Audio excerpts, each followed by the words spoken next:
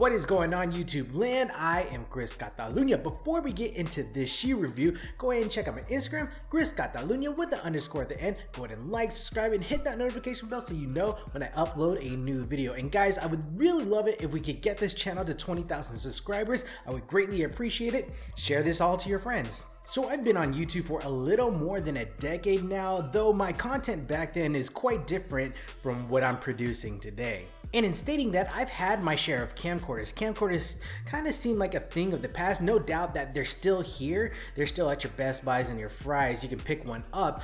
They're definitely better quality nowadays, but yeah, it seems like a lot of us has reverted to like the DSLRs, mirrorless cameras, or even using our iPhones or mobile phones as recording devices. Growing up, while I was not fortunate enough to have the Sony VX1000, or in short, the VX1, there were plenty of people in the skate world employing this device. A lot of skate magazines like 411, Girl, Hookups, a lot of these companies, there's so many out there, love and swear by the VX1000. And it was even a favorite for porn studios because it made it easy to where they can grab the handle, they can record as well as partake in the action. Yeah, I'm not even joking. Now the VX1, it debuted in 1995 and it retailed at a price point of $3,500. With inflation nowadays, that's like $6,000. Pretty pricey. Back in the day, there were a lot of camcorders, none ever really reaching that $3,500 price point. A lot of them were priced lower than that, but this VX1 was like the best working prosumer camera. The VX1, as opposed to other consumer grade camera, it was well praised in its ability to change the color on the spot, the graininess of the video, the crisp microphone that was attached to the camera, it sounded legit. The lens that was attached to the camera, it gave this fisheye effect where you could see the whole body of the skater as well as provide visual for the sides, the left and right, top and bottom. You just get a full image. The handle that it had, not that other cameras didn't have handles, but the fact that this camera had a handle at the top, you can get those low shots in.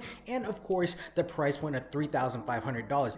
While by no means that was like super affordable back in the day, but in terms of having a prosumer camera, like having something that was closely aligned with the pro market but being for the average citizen, yeah, this was definitely a compromise.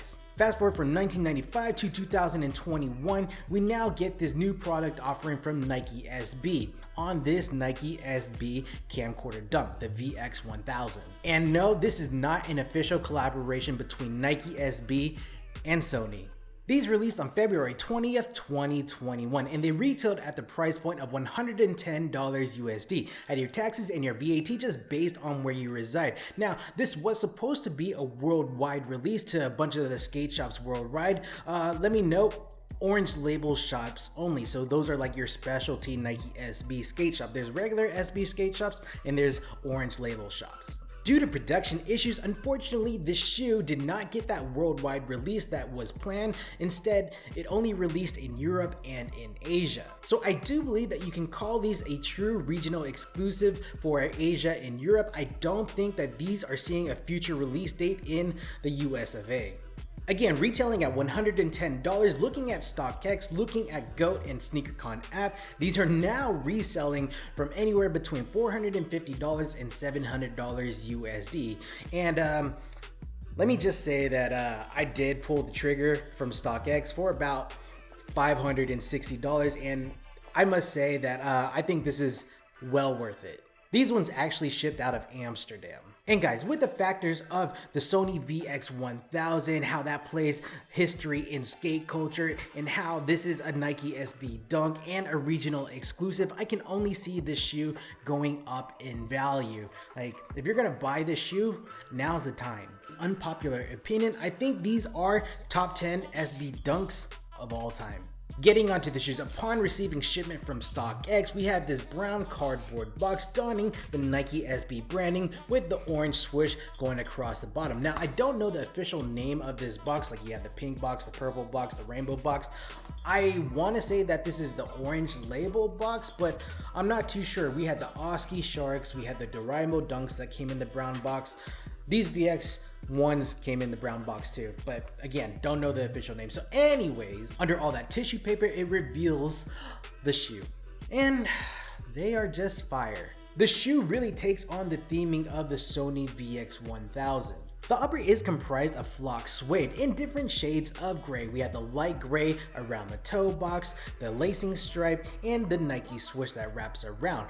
The darker shade of gray is on the quarter panel, the vamp, and the collar of the shoe. The ankle strap down to the heel counter, it seems to be done in a black leather that happens to be rubberized, and it's a big contrast from that suede material we see on the different parts of the shoe. To give the shoe more pop, the heel tab is reflective of the mint color that is the auto feature on the VX1000. In black embroidery, we have Nike being spelled across. Looking more closely at the upper of the shoe, it's just a straight up nod to the VX1000. You see in white pressed letters, player, control, peak, recording level, white balance, shutter speed, program, complete nod. The default set of laces are black, they're oval shaped, and they're of a poly blend. We are provided a secondary set of laces. If you look on the right shoe, this is how they are attached. There's no plastic baggy boys. So the eyelets are actually yellow and orange, which play theming to the shoe in itself. So we have eyelets over here that look like RCA cable inputs. I don't know if kids know what RCA inputs are, but it's your video and your audio cables. Behind those sets of laces is that padded fat tongue, in which we have nylon meshing on the top and a cotton build on the back, both sides done in black, and the woven label, which is also done in black, but we have that Nike SB Dunk Low Pro embroidered in gray. The inside or the lining is a black mesh material that is padded very well on the lateral, the medial, and at the heel of the shoe. Now, moving to the insole, which is one of the cool features of this shoe. Even the insole pays homage to the VX1000 by providing a time code right here in a mint color. We also have some more Nike branding, Nike SB, Zoom Air, blah, blah, blah. This is all placed on a gray piece of fabric on a thin piece of gray foam. Now, being that this is a Zoom Air shoe, we have some foam going on where this is a lesser firm foam, this is a firm foam, and this is the Zoom Air unit, which is a plastic enclosure that attains tensile fibers and pressurized air to combat impact. And this alone makes SB Dunk superior to your standard Nike Dunk. The midsole is done in this rubberized component that actually matches the light gray on the upper of the shoe. Moving to the outsole, we have like this translucent dark gray going on. You have the circles at the top, the grid mark at the bottom, and this light gray Nike SB branding in the middle. But we also have this red dot right here, which signifies the record button that's on the VX1000, or pretty much any camcorder. In terms of sizing, whatever you get in Nike shoes, that's probably what you should be getting in these SB Dunks. I usually rock a size 8.5 or a 9 US, in which I have a little space from the top of the toe to the top of the toe box of the shoe. Yeah, true to size. In terms of comfortability, I definitely prefer the Nike SB Zoom Air Dunks as opposed to your standard Dunks, as opposed to your Jordan 1s. I just think it's a pretty comfortable shoe. Breathability, being that it is leather and suede, is breathable but not super breathable like it would be with a loose gauge material upper shoe. Yeah, just wear moisture wicking socks. Overall, I really love these camcorder VX1000 Dunks. I really think they stayed true to the theming of the camcorder by including the features of the camera on the shoes with these pressed in white letters like the player, the peak. I love the RCA cables right here in the yellow and the red. It's just cool, and even the time code on the back of the insole, cool stuff. The quality of the materials, they're just good. They're not exceptional. It's not the best thing I've seen this year. It really does suck that Nike SB had production issues and couldn't release this shoe stateside, but at the same time, I kind of like that I have an exclusive regional shoe in my hand. Before I sign off this video,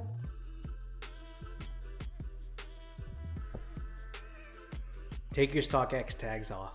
Alright guys, I think this is a good stopping point for this video. What do you think about that Nike SB Dunk, the VX1000, the camcorder Dunks, the VX1 Dunk? Too many names for this shoe. Would you cop this on resale? Do you think these are going to release stateside? Let me know your thoughts down in the comments below. Go ahead and check out my Instagram, ChrisCataluna with the underscore at the end. Go ahead and like, subscribe, and hit that notification bell so you know when I upload a new video. And guys, let's get this channel to 20,000 subscribers. I would greatly appreciate it. Alright guys, I'm ChrisCataluna and we will see you next time. Cheers. Sige na.